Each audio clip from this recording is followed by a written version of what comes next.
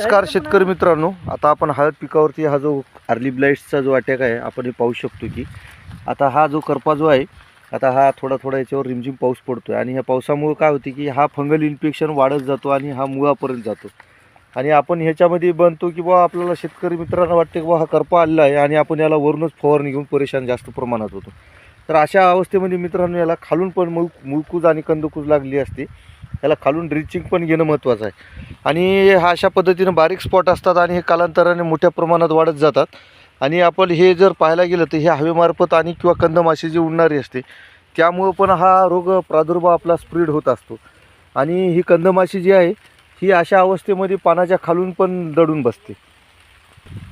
तर अशा अवस्थेमध्ये आपल्याला जे वापरायची औषधं आहेत हे आपल्याला स्पॉट आउट हे पवन ॲग्रोचं येतं किंवा आपल्याला कीटकनाशकामध्ये याला इन्स्टा एक्स किंवा आपण कंट्रोल हे वापरू शकतो आणि सोबत मायक्रोन्यूट्रियन.